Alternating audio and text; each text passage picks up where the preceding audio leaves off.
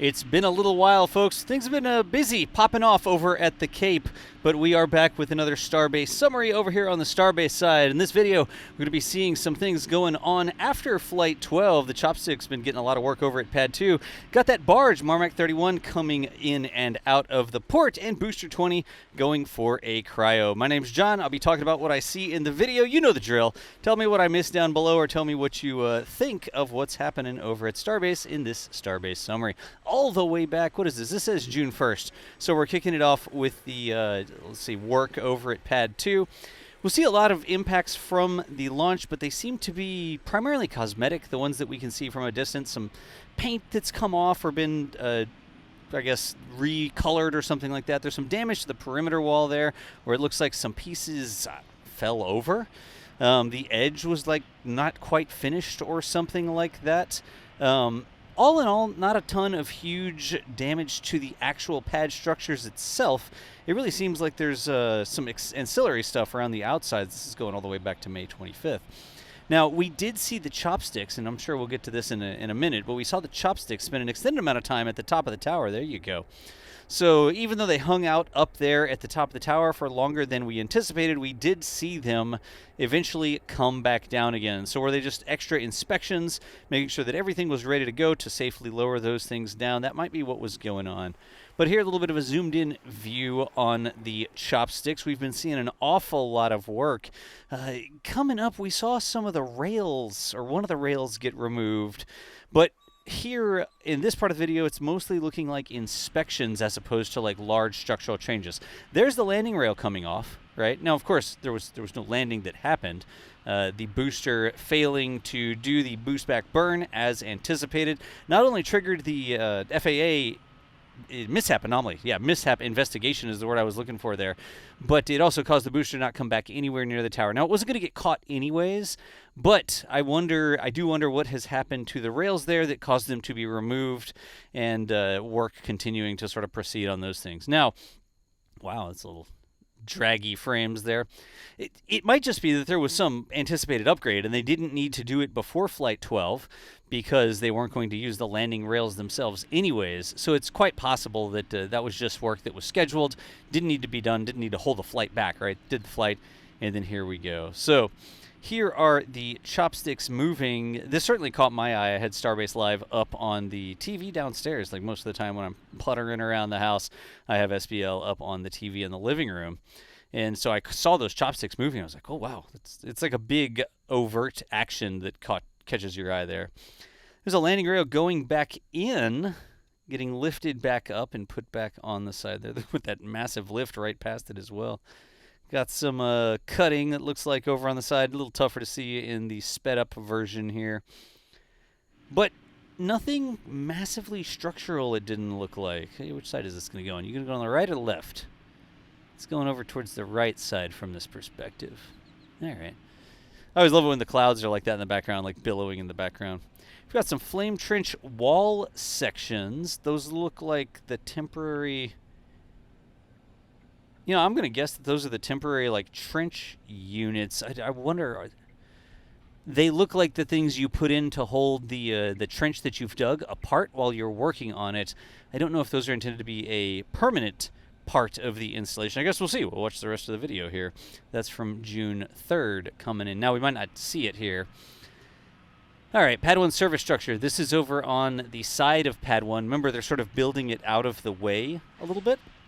And it looks like they're going to move it over into position. Right now, it's too far away from the tower to be particularly useful, but they're sort of assembling the entire thing over there on the edge so that they can do the groundwork, the digging of the trench and that sort of stuff at the same time as they assemble this. So whenever the groundwork's done and this part's reasonably done or in a state of completion, they can move it around.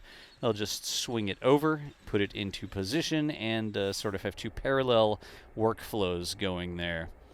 That's the hovercraft out there. That's an odd place for the hovercraft to be. It's just like in the movies. What were they doing out there? That's too cool. I want one. Everybody wants a hovercraft. They seem really difficult to drive, but everybody wants one. It's like, did anybody get look, I was a Boy Scout. I didn't even get Boy's Life, and they had that build a hovercraft from a vacuum cleaner sort of thing, and you always looked at it. I don't know if it was a vacuum cleaner, a leaf blower, a lawnmower motor, or whatever it was. Oh my gosh, somebody needs to go and level fleet cam. It's easier to move to the right because this thing's going downhill. This, of course, is Marmac 31. It's going to get the name at some point. You'll thank me later. We didn't think it was quite right to put YTML here yet because people are like, YTML, what the heck does that mean? I haven't seen my kids saying that one. I don't understand what it means. But it is, you'll thank me later. It's the transport barge. I think a lot of the Culture Series fans would have preferred the name Sleeper Service, which would make a lot more sense as opposed to you'll thank me later. But, whatever. It's not my barge. I didn't pay for it. They can name it whatever they want. But we did see that getting that sort of shelter structure on it over at Port Canaveral, enclosed on the front, big door on the back. The thinking here is that Marmac 31, you'll thank me later, is going to get boosters, at least boosters, potentially ships, put into there and then transfer. They get built over at Starbase and they get transferred all the way over to the Cape until, of course, they can just fly them back and forth, right? But not there yet. In order to continue working on things, are they going to get a launch? Are they going to start doing cryos, testing out systems and stuff like that at the Cape later this year? Looks like they're going to be transporting them by sea. I think you hold up 2 lanterns for that on the roof of the Margaritaville Hotel. It's 1 if by land, 2 if by sea, and they had no concept of air travel specifically back there in the olden days, so there was no 3 if by air, I guess. Whatever. Welcome to my brain. There's BTR2. Of course, that's BTR, Booster Transport Ring, rolling out now. I'm going to be doing some testing, some fit checks, it looked like. Of course, coming up in the video, we're going to talk about Booster 20, which is coming up for the next flight. But here, what do we have here? STR2 being moved to Florida. Okay. Just rolling over past the... Oh, no, that's the barge departing. Oh my gosh, I thought that was like a semi-truck going by. I was like, I am confused for a second what this angle is. But is that it going by in the background, leaving the port? That's one of those shots that, you see so many shots of trucks going by, and it's like, oh, yeah, it's a truck on Highway 4. Why is it so well lit? That was not a truck on Highway 4. That was the barge leaving the port. Anyways, got some monkey business going on here. Climbing up the girder. There, this is going to be over at the top of the Gigabay. Big door rail there. Looks like you can see some mounting points or guide rails for the doors. This is going to be ridiculously large doors. Different sorts of doors, like the doors they have over on the Mega Bays. Oh, speak of the door. The doors they have there are sort of, what do I want to say, like collapsible is probably the right terminology. It's not like at the NASA VAB where the doors sort of overlap. They're fixed segments, and they have to sort of stack up like a deck of cards, I guess you could say. Then when they cover the door, they sort of roll down. Those are more collapsible doors instead of stackable doors. But in any event, the news here is the Booster 20 rolling out of Mega Bay 1, doing its little pirouette as it does, coming back around between the 2 Mega Bays because the Gigabay is in the way. Past the Rocket Garden with the flown booster there right next to it. And then it's going to come up the street past the mural here. Oh, nice. Now, see, aren't the top of the chines, aren't those Starlink terminals? And maybe that's a blind or something like that. Maybe it's not installed yet. But isn't that what they have installed up there on the boosters? Y'all correct me if I'm wrong. I keep track of a lot of different stuff. I am one person. I can't keep track of every single thing, which is why we have a whole team of people at NSF writing the articles and videos and stuff like that. But I love to. This is almost like my pop quiz where I watch a video in front of however many tens of thousands of people watch this, and they're like, wow, did he know that or not? Yeah, whatever. It's fine. Got a top of the hot staging ring there. And now we're going to get into Booster 20. Yep, actually rolling out to Massey's. Possessive. Not plural. There was, dang it, I was going to say there's not more than one Massey's.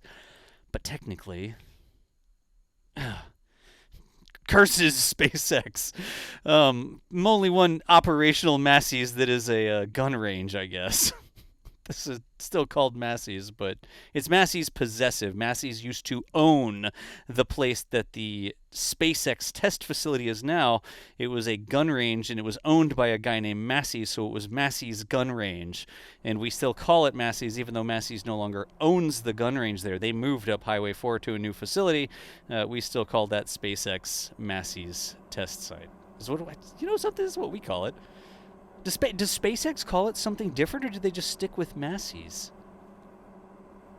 I will have to ask about a sign. In any event, we have rambled on enough. Big thrust rams we see here.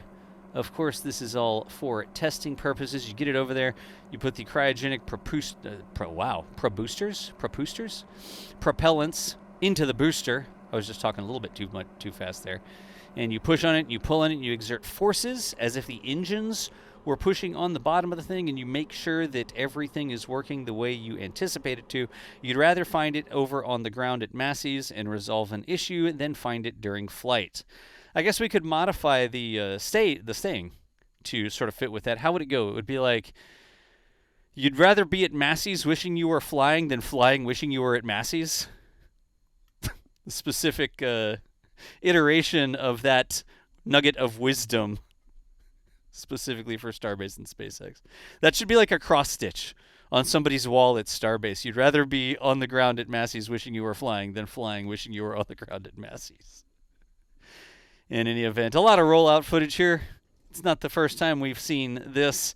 Nighttime roll makes the views really difficult, but look at the traffic jam stacking up behind Booster 20. It snakes its way up Highway 4. It turns. It ends up over at Massey's, and then we culminate in a Booster 20 cryo test. This is yesterday, and we actually, our editor here, Thomas, fantastic dude, by the way, spent some extra time last night making sure that we could get this, last night and this morning, making sure we could get this, the air quotes, late-breaking footage in. But you can see basically fully frosty tanks here, looking like some depressurizations at the end of the test. Was it successful? Was it not successful? We don't always get those exact details. Yeah, wait, here you go. There's even more frost in this. So that was potentially a maintenance sort of event, not the final depressurization I was seeing there.